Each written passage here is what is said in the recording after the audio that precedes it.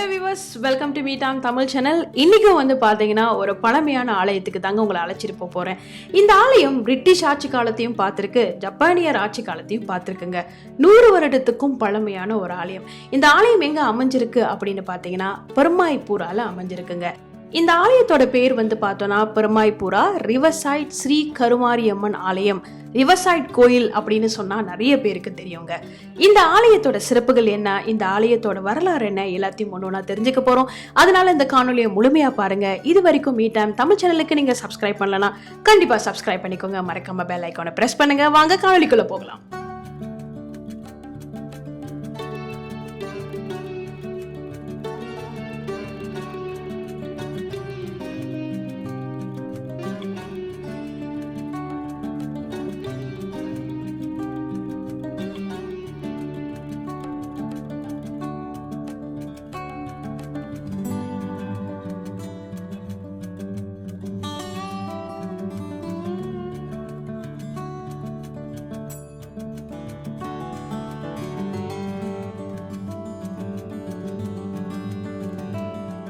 நாங்கள் இங்கே தான் பிறந்து வளர்ந்தோம். அப்போ இது வந்து அந்த காலத்து கோயில். இது எப்படின்னு கேட்டாக்கா பழைய இது வந்து சைனீஸு, இதுக்கு பேர் சைனீஸ் ஸ்டேட்னா தெரியும். அப்புறம் எங்களுக்கு ஒரு 5-6 வயசு இருக்குள்ள ஒரு ரிவர்சைட்னு வந்துச்சு. இப்போ எங்களுக்கு 60 வயசு ஆச்சு. இப்போ ஒரு 55 வருஷமாக ஒரு 50 வருஷமாக ரிவர்சைட்னு ஓடிக்கிட்டு இருந்துச்சு. இப்போது வந்து இந்த தாமாலம் கட்டோன்னா பெருமாய்புரான்னு வந்துருச்சு. தம்மன் பெருமாய்புரா. இது கோயில் வந்து கூரை கோயில் தான்.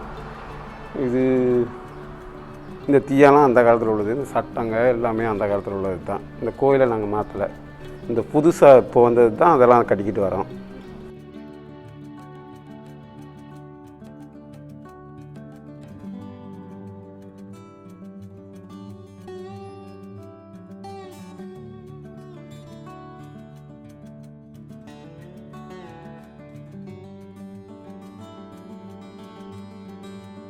இந்த கொடி மரம் வந்து அந்த காலத்தில் வந்து மரத்தில் போட்டிருக்காங்க. அப்போ மரம் போய் வெட்டிட்டு வர்றதுக்கு ரொம்ப நீட்டாக கஷ்டமாக இருக்குன்னு இந்த தீயம் வந்து 1967 இரும்பாக போட்டது. இப்போ இந்த கோயிலில் வந்து இந்த சிமெண்ட் வந்து 1973 போட்டது.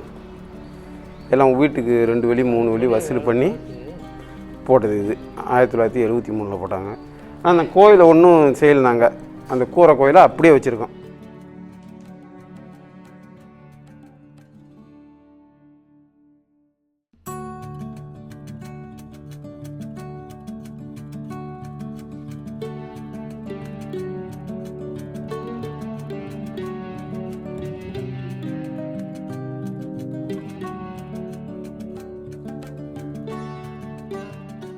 மின்னுக்கு மட்டும் மோடிஃபை பண்ணிக்கிட்டு இதை அப்படியே வச்சுருக்கோம். இந்த கூத்து மேடை வந்து மோடிஃபை பண்ணால் அந்த தீயாங்கியெல்லாம் அந்த காலத்தில் உள்ளது தான்.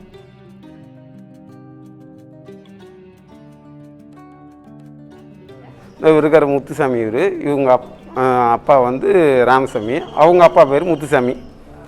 அப்போ அவர் இங்கே தான் இருந்திருக்காரு. அவர் வந்து சின்ன பிள்ளையாருக்குள்ளேயே இங்கே இந்த கூத்து மேடையில் தான் அவர் வந்து படிச்சிருக்காரு. அப்போ வந்து சும்மா படிக்கிறது கொள்றதெல்லாம் இந்த கூத்து மேடை தானா. அப்போ இந்த கோவிலில் தான் விளையாண்டுருக்காரு. விளையாண்டுக்குள்ள அவர் தான் எங்களுக்கு சொல்லியிருக்காரு, அந்த காலத்தில் வந்து இந்த கூத்து மேடை இந்த கோயில் அதெல்லாம் அப்படியே இருந்துச்சு.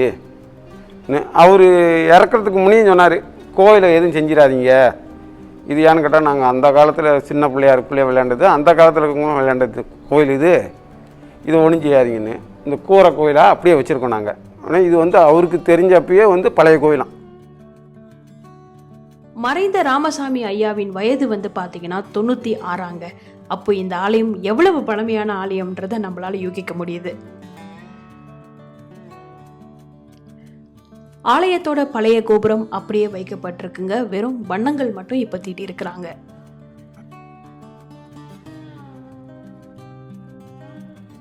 அந்த காலத்தில் வந்து கிருஷ்ணன் ஒருத்தர் இருந்தார், துணைத் தலைவர் அவங்க அப்பா. அவர் சொல்லியிருக்காரு, இந்த அவங்க இருந்த காலத்தில் வந்து இந்த முருகர் விநாயகர் இல்லை, அம்பாள் மட்டும்தான் பின்னாடி அந்த கோபுரம் மட்டும்தான் வந்திருக்கு. அதுக்கப்புறம் அவங்களுக்கு விவரம் தெரிஞ்சப்போ அவங்க காசு வசூல் பண்ணி 10 காசு இது ரெண்டையும் கட்டியிருக்காங்க. ஒரு வீட்டுக்கு 10 காசு வசூல் பண்ணி இந்த மின்னுக்கு இழுத்து கட்டியிருக்காங்க அந்த காலத்துலேயே. விவஸ் இப்போ நம்ம பார்த்துட்டு இருக்கிற இந்த பகுதி வந்து பார்த்திங்கன்னா கருவறைக்கு இடதுபுறத்தில் இருக்குது. இந்த இடத்துல நீங்கள் பார்க்கலாம் நிறைய வந்து பார்த்தா விரிசல் விழுந்திருக்கு. இந்த விரிசல் எல்லாம் வந்து பார்த்திங்கன்னா தலைவர் முன்னாடியே சொன்னது மாதிரி ஜப்பானியர் காலகட்டத்தில் வந்து கோயிலுக்குள்ளே யாராவது ஒளிந்திருக்காங்களா அப்படின்னு பார்க்குறதுக்காக ஜப்பானியர்களால் உடைக்கப்பட்டது அப்படின்னு சொல்லப்படுது. நீங்கள் பார்க்கலாம் அந்த விரிசல்கள் எல்லாத்தையும் இன்னமும் இருக்குது அந்த விரிசல்கள் அனைத்தும்.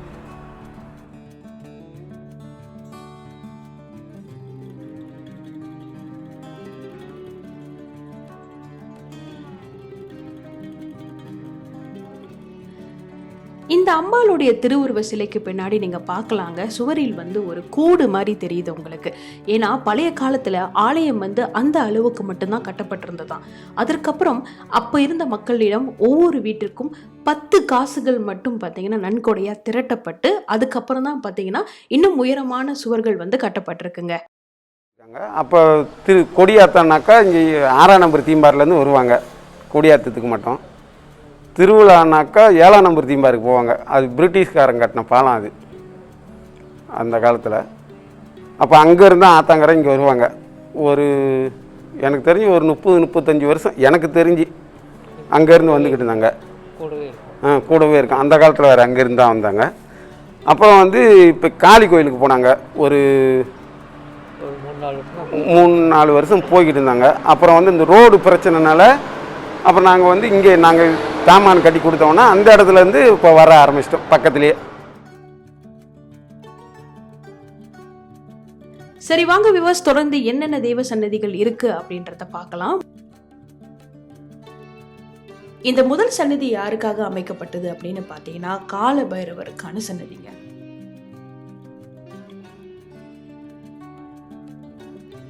அதன் இடதுபுறமா வந்து பார்த்தோன்னா நவகிரகத்துக்கான ஒரு சன்னதியும் எழுப்பப்பட்டிருக்குங்க. இப்போ கோயில் புதுப்பிக்கும் பணி நடந்து கொண்டிருப்பதால் நவகிரக சிலைகள் வந்து ஒரு இடத்துல வைக்கப்பட்டிருக்கு. புதிய சன்னதி வந்து இதுதாங்க.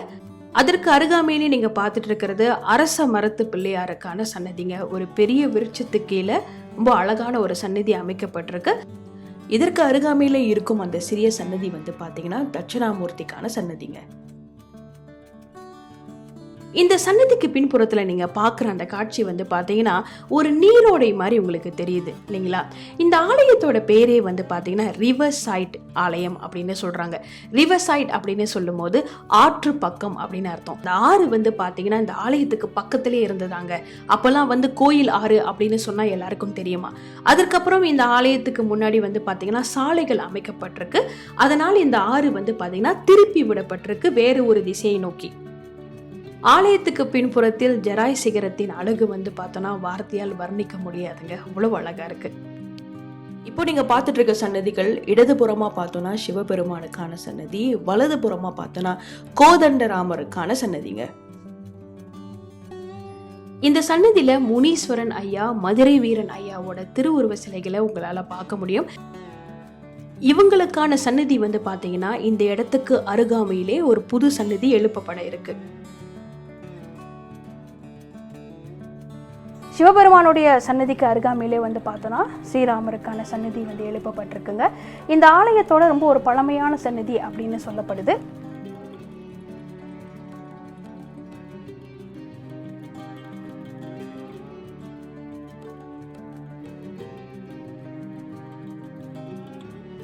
ஸ்ரீராமரின் சன்னதிக்கு அருகாமையில பார்த்தோன்னா ரொம்பவே பிரம்மாண்டமான அழகான ஆஞ்சநேயருக்கான ஒரு திருவுருவ சிலை எழுப்பப்பட்டிருக்குங்க. பார்க்கறதுக்கே ரொம்ப அழகா இருக்கு.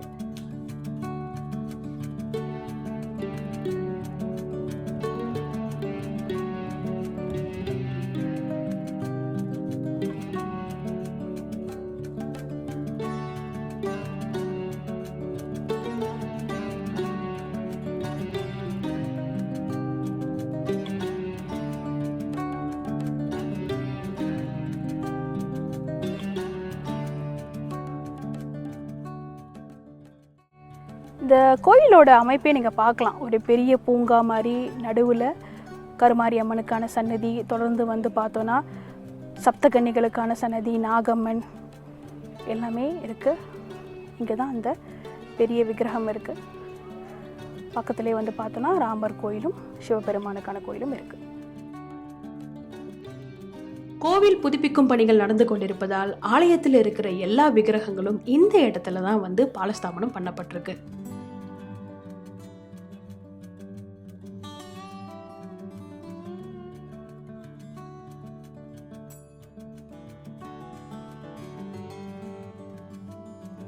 வியூவர்ஸ், இப்போ நீங்கள் பார்த்துட்டு இருக்கிறது 100 வருடங்கள் பழமையான கருமாரி அம்மனின் விக்கிரகம்ங்க.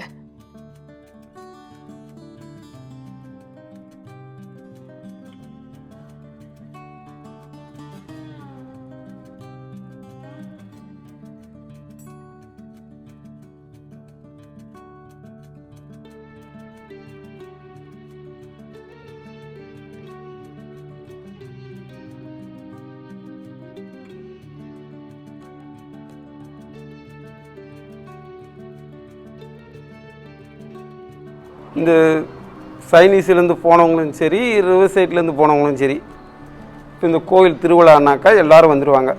வந்து 44 அடி தீக்குழி. இந்த எங்களுக்கு தெரிஞ்ச இந்த வட்டாரத்தில் வந்து இதுதான் பெருசு. அதனாலேயே ஆளுங்க வந்து பார்க்குறதுக்கு எக்கச்சக்கமாக வருவாங்க. இங்கே இருக்கிற ஆளு வந்து ஒரு 30 குடும்பம் வந்து அங்கே வீடு வாங்கிட்டு அங்கே தான் இருக்கும்.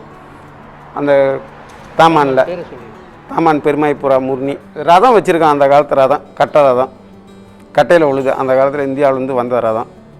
இந்த விநாயகர் கோயில், பீடங்களில் உள்ள விநாயகர் கோயிலுக்கும் அந்த ரதம் தான் முன்ன அந்த காலத்தில் எடுத்துகிட்டு போவாங்க. இப்போ தான் அவங்க ரதம் செஞ்சுக்கிட்டாங்க. இப்போ நாங்களும் ஒன்று பெரிய ரதம் செஞ்சுக்கிட்டோம்.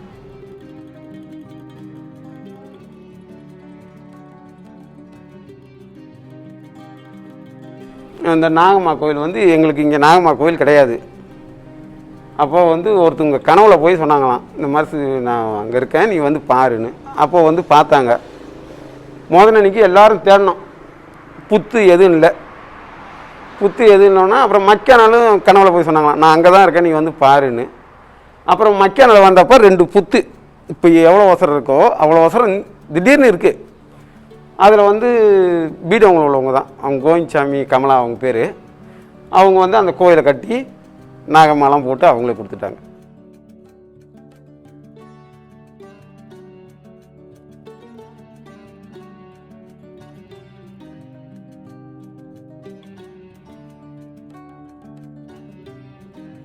விவஸ், நாகம்மனுடைய சன்னதிக்கு மேல் தளத்தில் வந்து பார்த்தோன்னா சப்த கன்னிகளுக்கான திருவுருவ சிலை வந்து இப்போ வடிவமைக்கப்பட்டுக்கிட்டு இருக்குங்க. அதுக்கான வேலைகள் வந்து நடந்துக்கிட்டு இருக்கு.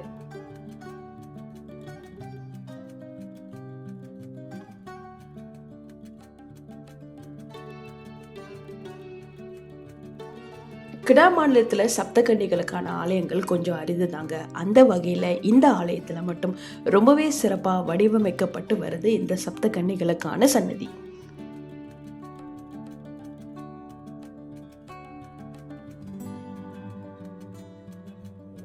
வணக்கம்மா, என் பேர் அன்முக கவுண்டரு. நான் இந்த கோயில் அர்ச்சகராக தான் இருக்கேன். இங்கே விசேஷங்கள் என்னன்னு சொன்னாக்கா, வெள்ளிக்கிழமை, சனிக்கிழமை ஆளுங்க நிறைய வருவாங்க அர்ச்சனைக்கு எல்லாமே. மற்ற விசேஷ காலத்தில் எல்லா பூஜையும் நடக்கும். இங்கே யாருக்கு எந்த ஒரு கஷ்டம் வந்தாலும் அம்பாள் கிட்ட குறைய வச்சுட்டு போங்க, நெய்வேத்தியம் பண்ணி கொடுப்பாங்க. இதே தலைவர் சொன்ன மாதிரி இது அந்த காலத்து விக்கிரகம் பழசு. ஆனால் இருந்தாலும் அதுக்குள்ள ஈர்ப்பு சக்தி வேறு எங்கேயும் இல்லை. நீங்கள் நின்னாலே உங்களுக்கு வந்து மெய்மறந்து உடம்பு சிலுக்கும். அதோட இது வைப்ரேஷன் அவ்வளோ ஒரு பவர். அதனால் ரொம்ப பேர்த்துக்கு ரொம்ப நம்பிக்கையான இடம் இது. மார்கழி மாதம் ரொம்ப விசேஷமாக நடக்கும். இங்கே கோயில் ராமர் கோயில் இருக்குது. ஆனால் இது கோகண்டா ராமர். எல்லாம் வந்து மார்கழி மாதத்தில் பஜனை எல்லாமே எடுப்பாங்க. ராமர் கடைசி அன்னைக்கு பட்டாபிஷேகம் எடுத்து முடிப்பாங்க. அது விசேஷமாகவும் இருக்கும். எல்லா இளைஞர்களும் வந்து ஒத்துழைப்பாங்க. விவஸ், அர்ச்சகர் ஐயா சொன்ன மாதிரி ராமர் திருவிழா அப்படின்றது இந்த ஆலயத்தை பொறுத்த வரைக்கும் ரொம்பவே பிரசித்தி பெற்ற ஒரு நிகழ்வுங்க. இப்போ நீங்கள் பார்த்துட்டு இருக்கிற இந்த புகைப்படத்தை கொண்டு தான் அந்த காலகட்டத்தில் ராமர் திருவிழாவே கொண்டாடப்பட்டதாம். இப்போ தான் விக்கிரகங்கள் வந்துட்டு தான் சொல்லப்படுது. கோயிலில் வந்து இந்த வரலட்சுமி நோம்புக்கு தான் திருவிழா. இப்போ ஒரு 20 வருஷமாக வந்து அதில் தான் ஓடுது, 20-25 வருஷமாக. இப்போ இங்கே என்னன்னாக்கா ஒரு 3000 பேர்த்துக்கு சாப்பாடு ஆக்குவோம். ஆக்கி வர்றவங்க அத்தனை பேரும் இலை போட்டு சாப்பாடு சாப்பிட்றணும். சாப்பிட்டு முடிஞ்சோன்னா வீட்டில் வர முடியாதவங்களுக்கு நீங்கள் 5 பவுன்ஸ் எடுத்துகிட்டு போனாலும் சரி, 10 பவுன்ஸ் எடுத்துகிட்டு போனாலும் சரி, நாங்கள் இந்த ஒரு 8 வருஷமாக என்கிட்ட வர முடியாமல் இருப்பாங்க, இந்த பொம்பளை ஆளுங்க வர முடியாது, வீட்டில் வயசானவங்க வர முடியாது. அதனால் வந்து ஒரு 2000 பவுன்ஸ் பண்ணி வச்சுருவோம். அதே மாதிரி ராத்திரி தீக்குழி இறங்கி முடிஞ்ச உடனே அங்கே ஒரு 4 ஆளை நிப்பாட்டி சாப்பாடு, எனக்கிட்டக்கா தீக்குழி பார்க்க வர்றவங்க வந்து ஒரு 8-7:30 ஆகும் வீட்டுக்கு போகிறதுக்கு. அதுக்கு அந்தாண்ட அவங்க சமைக்க முடியாது. அதனால் இங்கேயே எல்லாத்தையும் புக்ஸ் பண்ணி ஆளுங்களுக்கு கொடுத்து அனுப்புவோம். அதனால் பொதுமக்களுக்கு இந்த கோயில்னாக்கா ஒரு ரொம்ப இஷ்டம். என்ன வியூவர்ஸ், பெருமாய்புரா அல்லது ரிவர்சைட் ஸ்ரீ கருமாரியம்மன் ஆலயம் நிறைய வரலாற்று நிகழ்வுகளை இன்னைக்கு தெரிஞ்சுக்கிட்டோம். ஆலய நிர்வாகம் நம்மோட பகிர்ந்திருந்தாங்க. ஒரு எழில்மிகு தோட்டப்புற ஆலயம். இந்த காணொலி உங்களுக்கு கண்டிப்பா பிடிச்சிருக்கும் அப்படின்னு நம்புறேன். இந்த மாதிரி இன்னும் பழமையான ஆலயங்களை தேடி பயணிக்க மீ டைம் தமிழ் சேனலுக்கு சப்ஸ்கிரைப் பண்ணுங்க, பெல் ஐகானை பிரஸ் பண்ணுங்க. அடுத்த ஒரு இன்ட்ரெஸ்டிங்கான வீடியோல உங்களை சந்திக்கிறேன்.